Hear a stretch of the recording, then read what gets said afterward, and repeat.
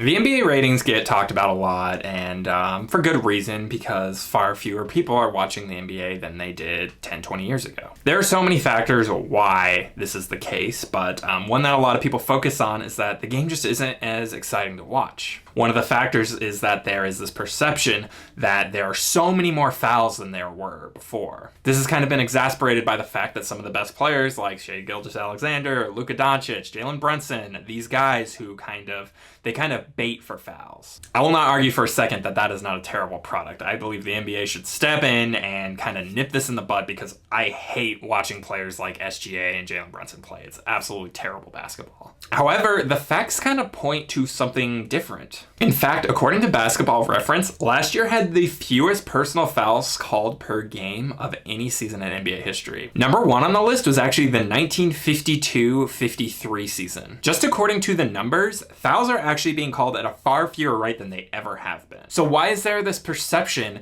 that they're actually getting called way more? One of the reasons is something I kind of already alluded to, was that we have these huge stars like Brunson, SGA, Luka, who are baiting for fouls all the time. These little moments get shared on social media and everybody's like, oh, terrible basketball, terrible basketball. While part of me does agree with that, it doesn't necessarily mean the games are being officiated differently. It's more so about players kind of playing the officials. There's also the fact that a foul leads to a break in action, and we are just inundated with so many ads these days that it makes the breaks feel so much longer and more tedious. Our attention spans are also way shorter than they were in the 1950s, 1930s, 40s, 50s, 60s, 80s, all of that. There were 28.7 personal fouls called per game in 52-53, which is almost 10 more than there was last season. All of the seasons with the most fouls per game called are in the 50s and 60s, outside of one outlier season in the 80s. So while I do agree that the NBA should step in and start punishing these kind of foul merchants and floppers, it doesn't necessarily